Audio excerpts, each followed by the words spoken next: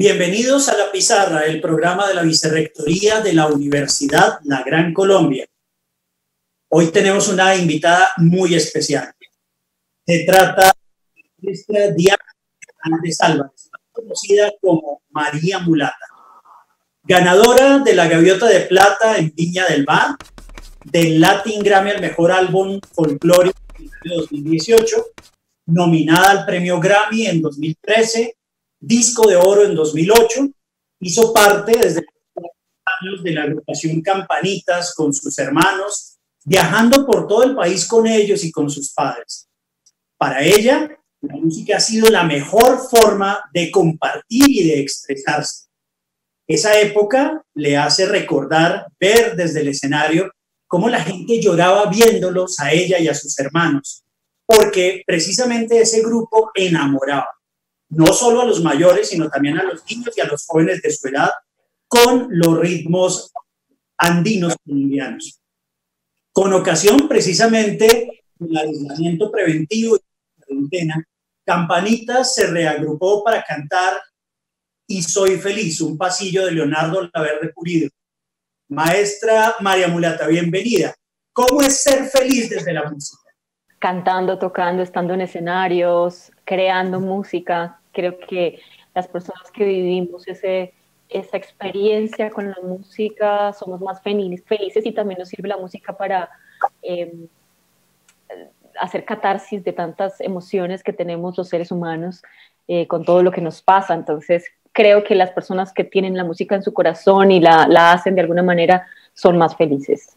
El maestro Alberto Hernández Bravo integró un dueto, Mateus y Hernández.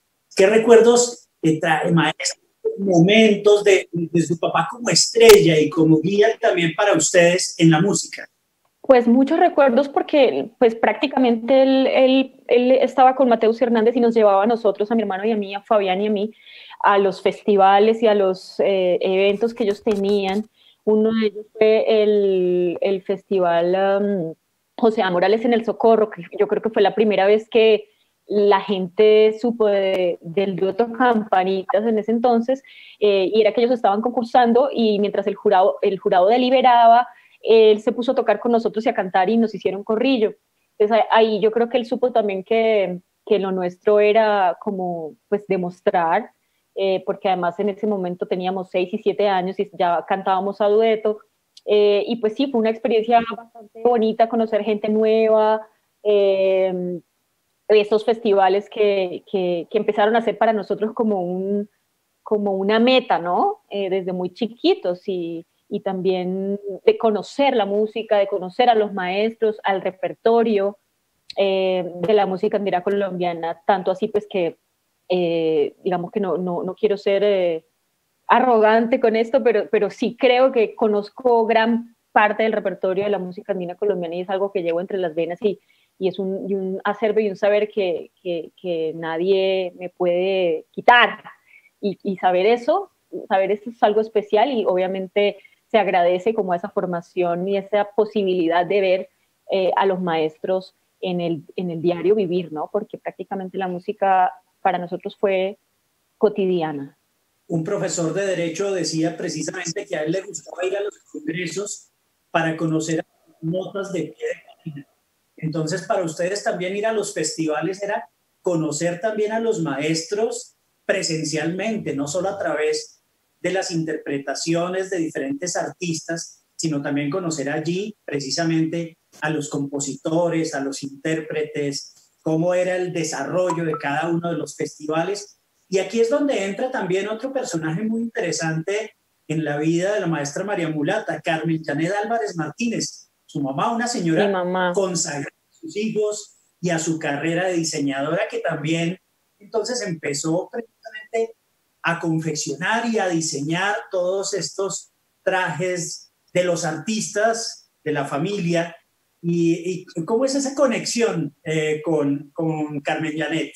Mi madre es abogada. Mi madre sacó su carrera después de que nosotros pues ya partimos de la casa prácticamente.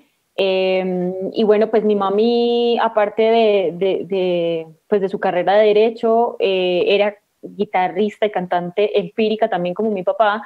Y ella empezó a estar en el grupo por la necesidad de acompañarnos, porque cuando Hugo, mi papá, terminó, porque prácticamente un duelo es como una relación, terminó su relación con Jaime Mateus. Teníamos un concierto como a los 2 días y no había quien nos acompañara. Entonces mi papá le dijo a mi mamá, bueno, le tocó aprenderse el repertorio, así que camine y los acompaña, y ella, bueno, se aventó porque pues ella había recibido clases con un cieguito quien le enseñaba a casi que todo el pueblo en San Gil, guitarra, tiple, y así también aprende mi papá. Así que, bueno, ella recordó como esas enseñanzas del profesor y en 2 días se aprendió el repertorio y empezó a tocar con nosotros como cuando teníamos 8 y 7 años con mi hermano. Entonces, sí, prácticamente como que la familia iba creciendo y se iban añadiendo al grupo por la necesidad también de cantar. Cuando nosotros Fabián y yo, mi papá y mi mamá viajábamos, las niñas que me seguían a mí empezaron a reclamar, pero es que yo también quiero viajar, nosotros también queremos cantar, y bueno, ahí se fue añadiendo y agrandando el grupo, que pues llegó a llamarse la agrupación Campanitas, y pues con un grupo con el que la gente gozaba muchísimo y sobre todo pues, llevaba un mensaje muy bonito como de música y de familia, ¿no? Para ustedes los santanderianos la música está también en las venas, pero también en el ambiente. ¿Cómo fue crecer precisamente con la música de los vecinos, de los amigos, y no solo con la música que transmitía el maestro Hugo Alberto? Sí, mira que yo, por ejemplo, de lado y lado, puedo decir que mis abuelos, mis bisabuelos y hasta tatarabuelos tocaban algún instrumento. Mis tíos, por ejemplo, saben tocar guitarra, se saben los bambucos y las canciones de antaño. Hay una foto de mi bisabuela Elvia, que está viva todavía y tiene 96 años, este año cumple,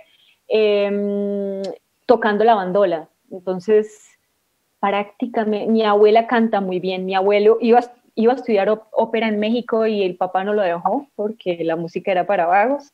Y sí, como que o sea, es una cuestión generacional, como que quizás nosotros somos los que hemos ya, digamos, visto de una manera más profesional, en el sentido de que nos hemos formado en las universidades y ejercemos la música, incluso somos docentes.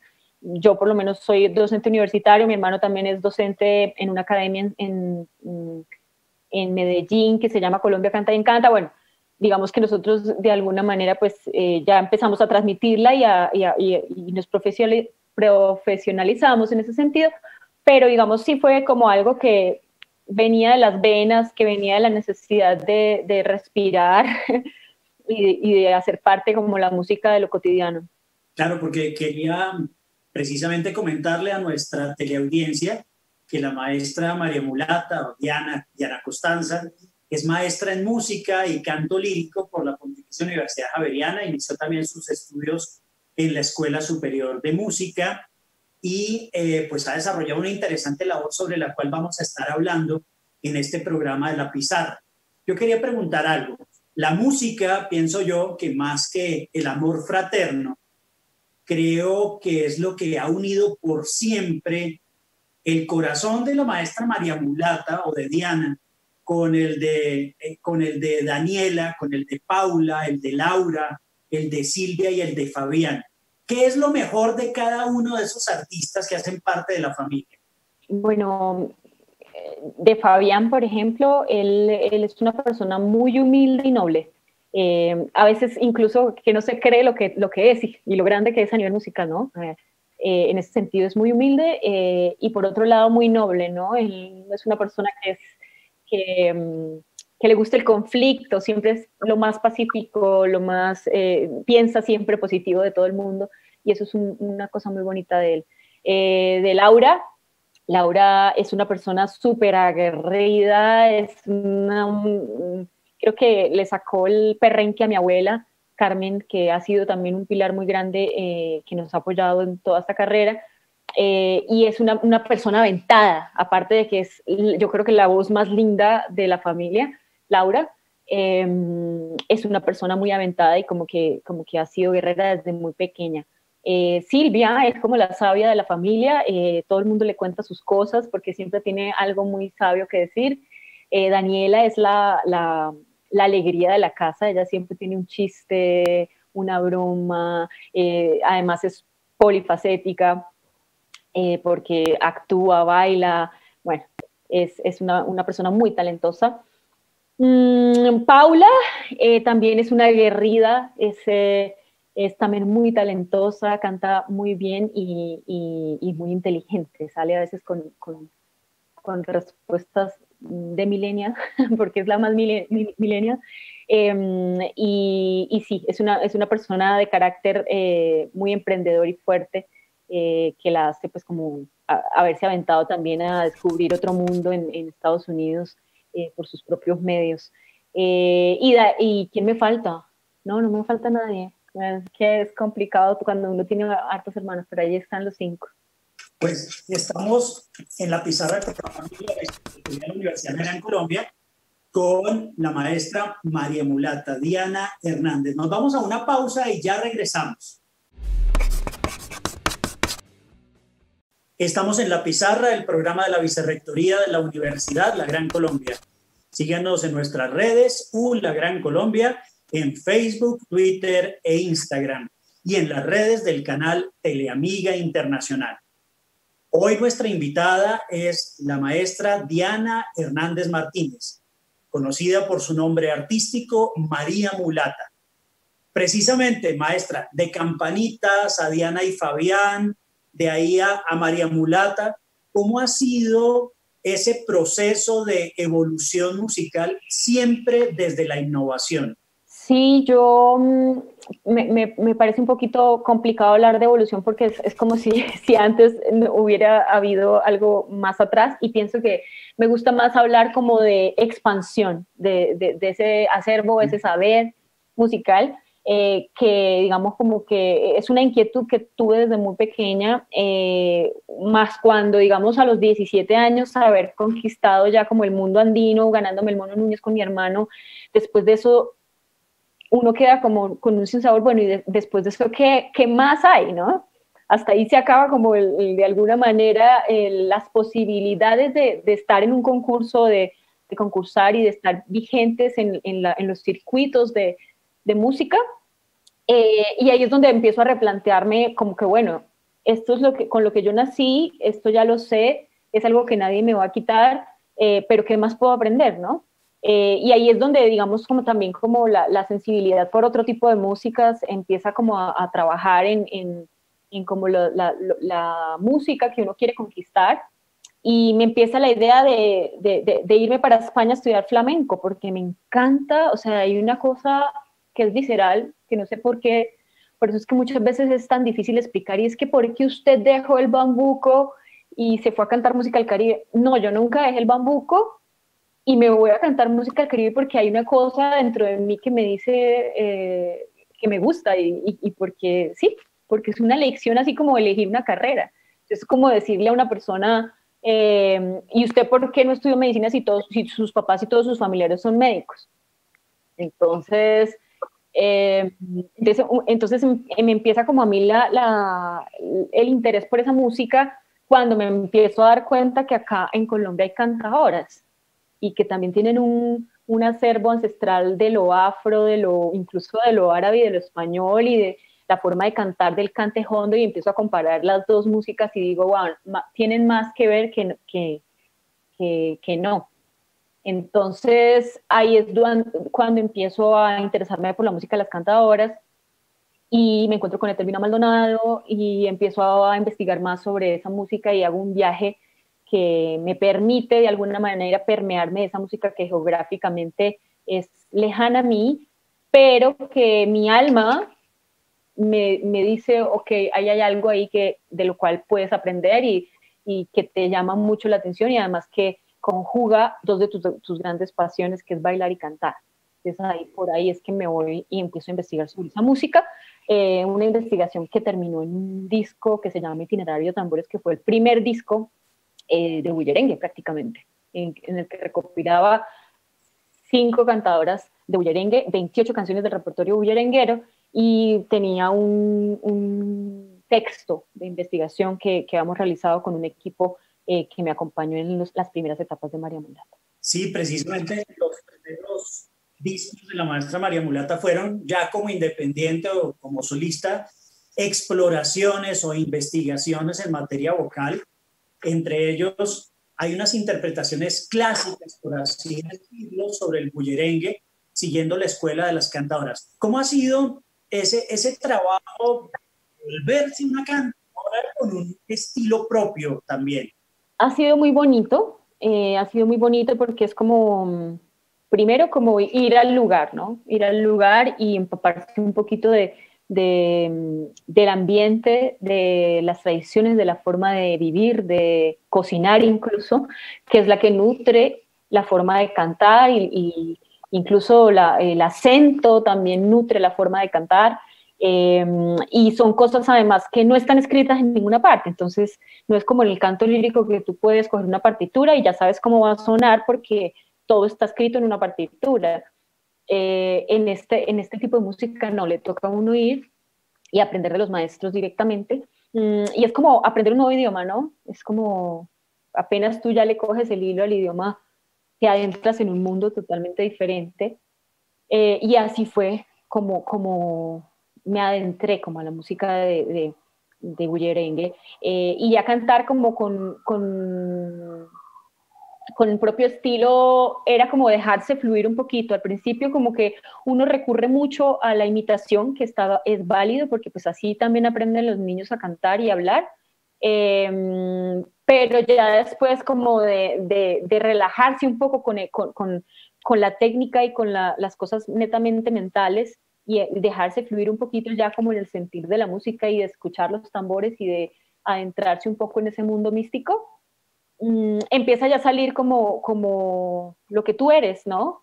Y es ahí donde encuentras un punto medio, ¿no? Cuando ya todo este aprendizaje se vuelve orgánico, se vuelve algo que hace parte de tu sangre, ahí es cuando empieza a fluir, digamos, como un estilo propio. Y pienso que eso es lo que ha pasado, aunque yo cuando canto bullerengue siento que el espíritu de Telvina Maldonado me posee. Pues yo creo que también componer o hacer una canción es un proceso de análisis literario, musical y personal. ¿Cómo la maestra María Mulata sintetiza, conceptualiza ese trabajo para poderlo plasmar en una obra, en un disco o en un concierto? Uy, yo creo que es un proceso bastante que le toma a uno mucho tiempo. Para que yo saque una canción a un disco, oh. De hecho, a mí a veces me gusta más cantar canciones de otros que mías. Y digamos como que trato de sacar las canciones que de verdad estoy convencida que me gustan de mí misma, ¿no?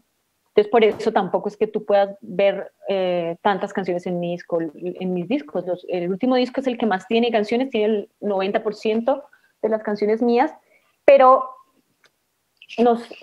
o sea, tiene que ver con también un respeto a los cultores y a los hacedores de canciones, el hecho de que me guste interpretar canciones de otros. Para componer, digamos, yo necesito sentirme vulnerable, o sea, sentirme muy conectada con mis emociones, muy conectada con las historias. Así que yo no soy, digamos, como el compositor que se sienta y saca una canción porque la tiene que sacar y que tiene, digamos, esa disciplina de escribir todos los días. No, pienso que yo compongo cuando me siento vulnerable, cuando siento como una emoción bastante arraigada y que no me deja respirar, y ahí es cuando empiezan a salir las mejores canciones. Tiene que haber un motivo especial en mi vida, tiene que haber una historia especial que me conecte de manera biográfica.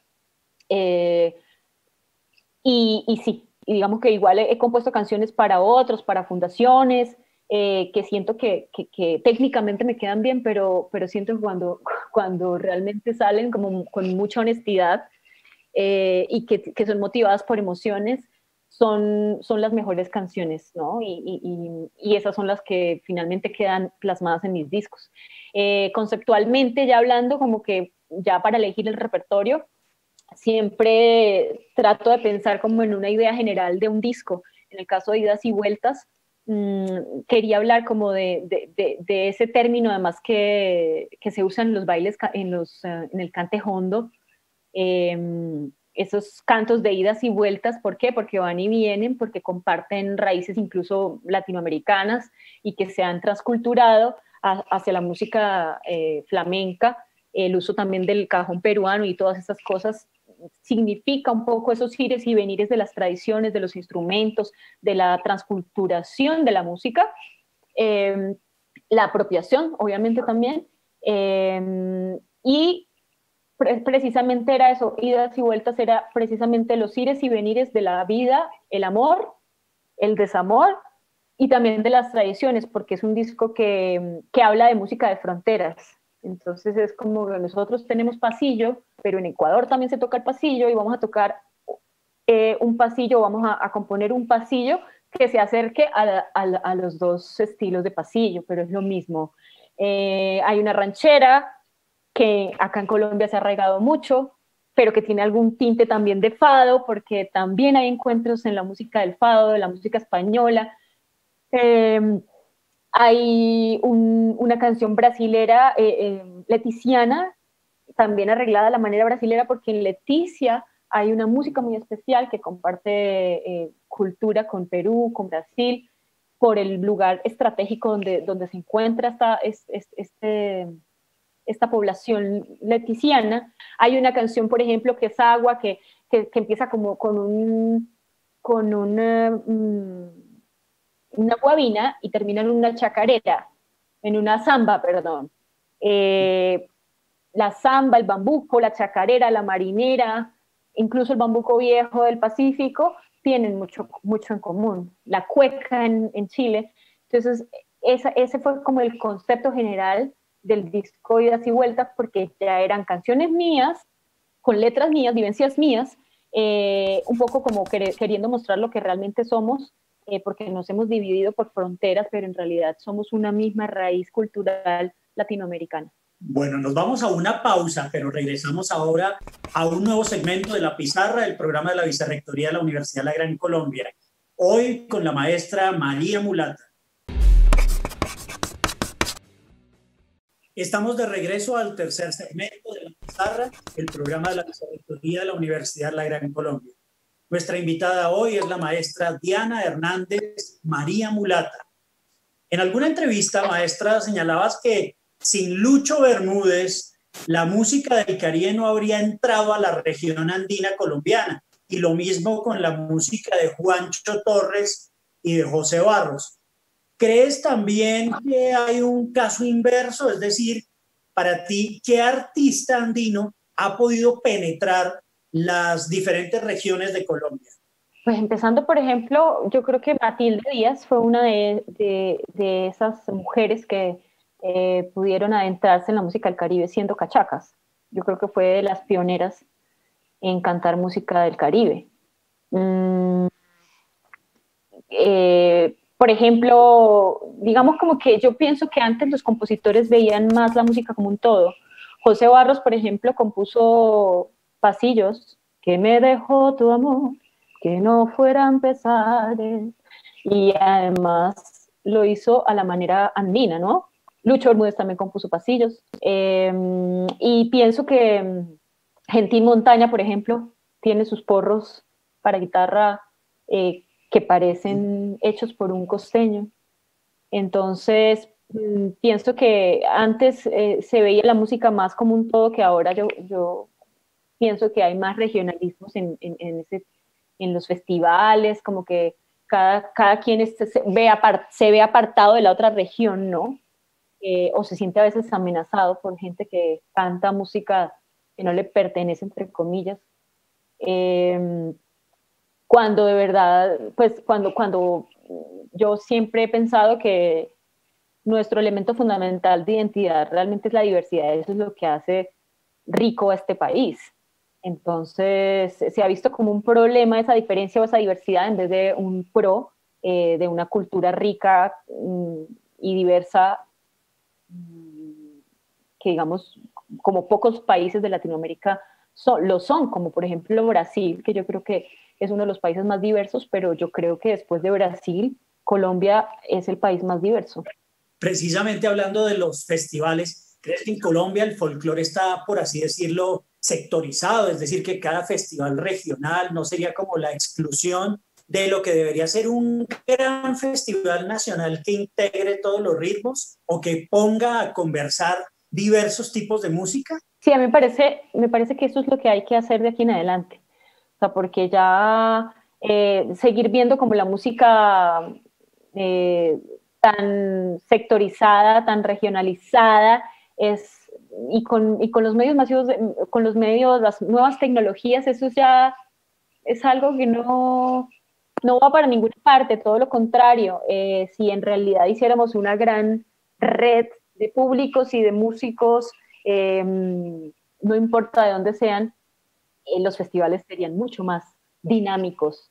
La música andina podría también traspasar otras fronteras, porque pues en una época la música andina fue la música de mostrar colombiana, de ahí a que si no fuera por Lucho Bermúdez, que le puso corbata, le puso frac a la música del Caribe, no hubiera podido entrar por una cuestión que tenía que ver con incluso discriminación de las músicas negras, en donde acá los andinos la llamaban música de plebeyos o de una música poco evolucionada, pero al cogerla Lucho Bermúdez y ponerla con frac y en los grandes salones, pudo entrar a los lugares en donde la música andina estaba acaparando, digamos, todo ese protagonismo. ¿Y qué pasa? Que después de que la música del Caribe empieza a tomar ese protagonismo, la música andina se relega a los festivales y de ahí no sale. Entonces, gente que quiera escuchar música andina tiene que ir a los festivales porque de alguna manera perdió ese protagonismo y de alguna manera el Caribe se lo tomó.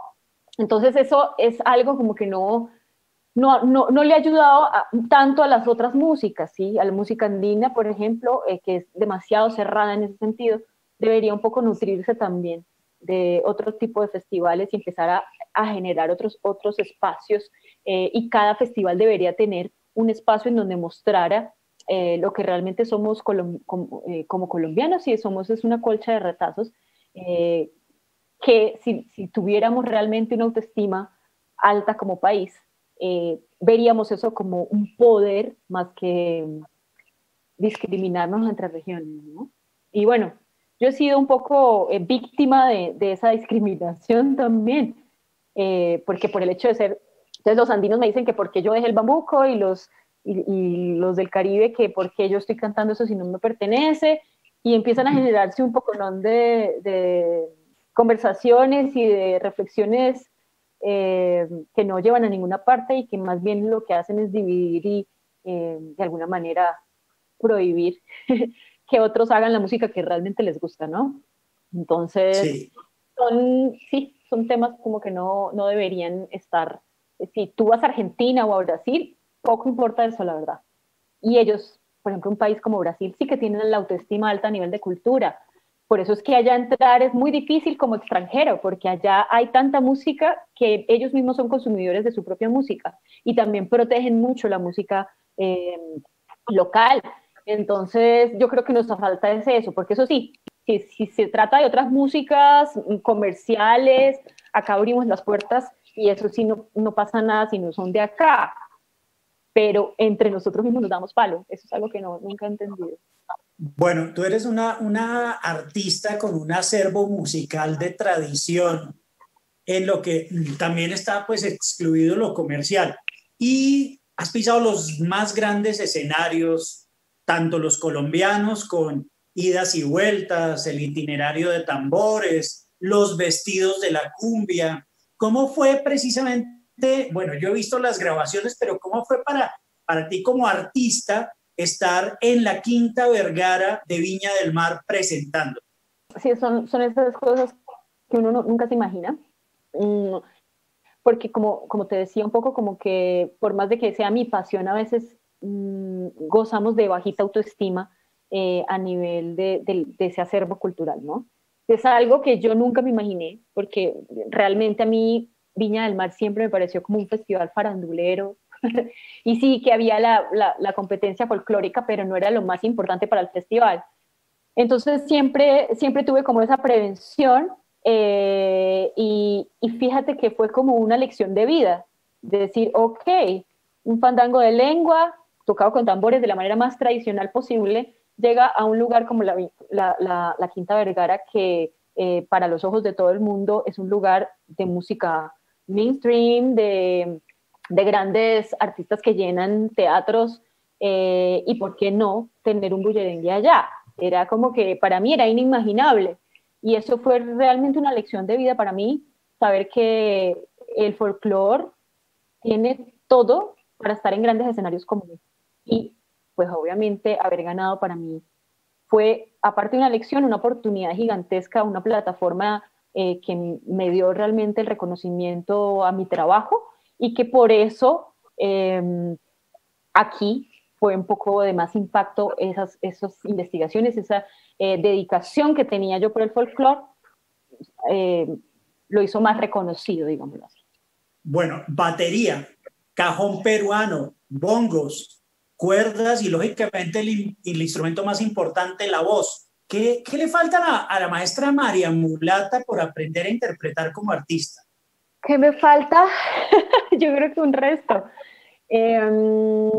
No sé, me gusta como hacer exploraciones de otras músicas también, incorporar sonidos a las músicas que son afines con lo colombiano. Por ejemplo, en el disco anterior, que es de Cantos y Vuelos, incorporé sonidos sefarditas a una cumbia, un poco como señalando esos aportes también árabes que tenemos en nuestra música, más en el Caribe, en un lugar como Barranquilla, incluso como Córdoba, que tiene mucho acervo cultural árabe por las migraciones árabes que hubo.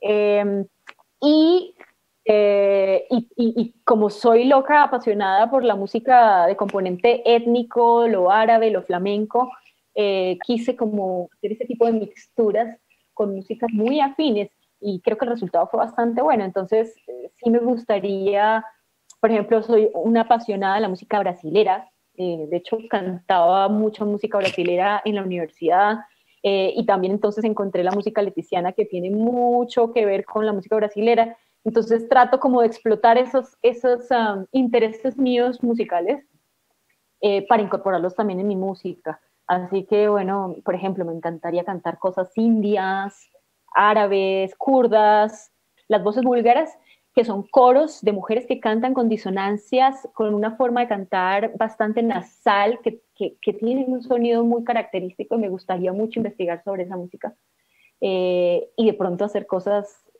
locas. Una de mis mayores inspiraciones para hacer los discos que hago fue el disco Mundo, que hizo Rubén Blades, porque precisamente él, con la base de salsa y de son que tiene en su música, empezó a incorporar sonidos de músicas del mundo, y creo que eso me apasiona mucho.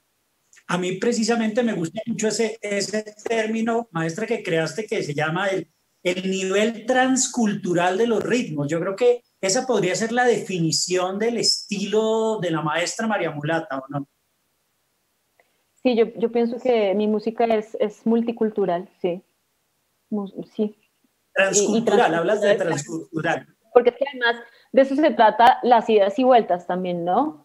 Los cantos de ida y vuelta precisamente es la música española se transculturó en Colombia, y luego la música latina se transculturó otra vez en España. Todo va y viene. El cajón peruano es de Perú, y lo usaron en música del flamenco, ¿sí me entiendes? Entonces es como estos ires y venires de las tradiciones, porque obviamente todo tiene una raíz africana, y al expandirse por todas las regiones, cada quien adoptó su manera de tocarlas, su manera de sentirlas, etcétera. Eso es lo que pasa también con los africanos que vinieron acá a Colombia. Unos se fueron para el Pacífico y venían de unas tribus, y otros se fueron para el Caribe y venían de otras tribus. Se encuentran en ciertos puntos, pero cada quien hizo sus instrumentos con lo que encontró, con con el palo que encontró. Aquí había un palo de una madera diferente y allá en la otra, y por eso suenan diferentes, pero en realidad son los mismos ritmos. Lo mismo pasó. Fíjate que la tambora es un hilo conductor con toda Latinoamérica. La samba toca con la tambora, con el bombo legüero que le dicen, pero es la misma tambora que utilizan en el Tolima y que de alguna manera marca ese 6/8 del bambuco, de la chacarera, de la cueca incluso, y más arriba se vuelve caribeño y se toca como tambora de río. Entonces, prácticamente el río y el agua ha llevado esa tradición por toda Colombia, y creo que cada región tiene un poco de cada región. Uno de los más fieles televidentes de este programa, que yo creo que no se ha perdido ninguno, se llama Dagoberto Mallorquín, fue un alumno mío en otra universidad. Y cuando le conté que tendríamos este programa con la maestra María Mulata, me dijo que su hijo participó contigo en un proyecto denominado Los Sonidos de la Salud y la Música como Terapia. En estos días de pandemia, de confinamiento, ¿cómo podemos encontrar la sanación en la música? Bueno, primero que todo, pues como que escuchando la música que a ti te da esa energía vital, ¿no? A algunos puede ser el metal. A mí, por ejemplo, la música de raíz, la música étnica. Así que encontrar como esa afinidad, esa música que te pone a ti en un estado de tranquilidad, puede ser algo súper, súper sanador en este tipo de situaciones. Pero también el hacer musical, me parece que si tú la escuchas y te sientes bien, ¿qué no será hacerla? Es tratar de ser creativos con la música, componer mientras estás cocinando o lavando la loza, lo que te salga, tratar de reactivar la imaginación y reactivar la creatividad a través de tocar un instrumento. Todo el mundo tiene una guitarra en su casa, empolvada, pues qué lindo es aprovechar el tiempo para sacarle sonidos a esa guitarra y revivir la guitarra y de paso aprender algo nuevo, que te da mucha satisfacción en un momento pues, en el cual realmente pues, no puedes hacer más nada, sino esperar, eh, y obviamente valorar ese tiempo como un tiempo muy tuyo, en el que puedes aprender cosas nuevas. Nos vamos a una pausa en la pizarra. Ya regresamos con el segmento final con la maestra María Mulata. Síganos en nuestras redes, ULA Gran Colombia, en Facebook, Twitter e Instagram, y las redes del canal Teleamiga. La pizarra, el programa de la Vicerrectoría de la Universidad La Gran Colombia. Llegamos al segmento final de la pizarra, el programa de la Vicerrectoría de la Universidad La Gran Colombia. Nuestra invitada, la maestra Diana Hernández María Mulata. Maestra, ya desde 2006 tienes como solista una discografía de, por así decirlo, reinvención o reivindicación. Por eso quisiste combatir el machismo con unas canciones. Y así es como vamos a los extremos. Detonada para dos tristezas, a los vestidos de la cumbia, al bullerengue Me duele el alma de Leonardo Gómez y Diana Hernández. Entonces, yo creo que los televidentes no se pueden quedar sin un trocito de cada una y sin un mensaje de esperanza para los estudiantes, para los jóvenes colombianos que ven también en la música una realización de sus sueños. Bueno, pues empiezo con el mensaje y es cómo crean en lo que hacen y en lo que quieren hacer. Para eso es importante como formarse a nivel auditivo y qué mejor que empezar a escuchar música de todas partes, descubrir nuevos artistas, no quedarse con lo que les muestra los medios masivos de comunicación, sino empezar a explorar cantidad de música que seguramente los va a nutrir como músicos y va a nutrir ese oído para poder hacer algo original, algo que les apasione, porque uno no puede amar lo que no conoce, entonces primero tiene que descubrir un mundo entero que hay a través del sonido y de la música. Y bueno, voy a cantar entonces. Si esta carta vuela sola, Y si este ya no es un mar, ¿dónde iremos a parar? Y nos empuja una ola, palma sola, soledad. Eso es Tonada para dos tristezas de Ignacio Escaray, venezolano. La quise tener en este disco porque compartimos esa tradición de tonadas y de música de los llanos orientales con Venezuela, y para mí yo creo que Venezuela y Colombia son el mismo país. ¿Y cuál era la otra? Pues del bullerengue me duele el alma, porque ya me cantaste tonada para para dos tristezas, ¿no? Sí, sí. Entonces me duele el alma, dice algo así. Me duele el alma ya de esperar, mis ojos están cansados, ay de llorar, y mis ojos están cansados de tanto y tanto llorar. Me duele el alma ya de esperar, mis ojos están cansados, ay de llorar. Muchas gracias. No podíamos realmente cerrar este programa, esta charla en la pizarra, donde recordamos siempre que si soñamos nos quedamos cortos. Y por esa razón tenemos a una gran soñadora, que es una compositora, una artista joven, una maestra en música, en canto lírico, la maestra María Mulata. Aquí la pizarra quiere recordar a veces algún profesor, alguna profesora que te haya marcado en el proceso, ya como para despedirnos y hacer esa remembranza de algún maestro que te haya marcado en el colegio, en la universidad, en estos años. Bueno, en el colegio, Miguel Castellanos, que era mi profesor de español y literatura, una persona muy, muy especial, pero lo recuerdo mucho por un curso de una electiva que yo tomé, que se llamaba la electiva del amor.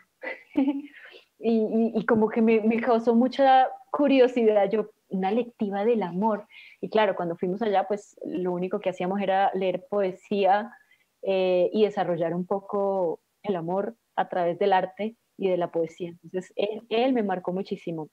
Y ya en la universidad sobre todo, realmente pienso que el trabajo que hice después, que fue más investigativo, obviamente la compañía de Pablo Flores y de Telvina Maldonado de la Hoz, además citando también a pues, el apoyo y digamos, la guía de mis padres, que fue lo que tuve en mi infancia, y también como el apoyo de mi abuela, por ejemplo, que a nivel también intelectual es bastante importante en mi vida, mi abuela Carmen, que en estos momentos además está delicadita de salud, pero yo sé que vamos a salir de eso rápido. Dianita, maestra María Mulata, Diana Hernández, muchas gracias de verdad, porque este programa de la pizarra fue muy interesante. Cubrimos diferentes aspectos, hablamos de la música en todos los sentidos y de lo que te llena el corazón. Muchas gracias. Y a ustedes también, un agradecimiento muy especial por seguir La Pizarra, el programa de la Vicerrectoría de la Universidad La Gran Colombia.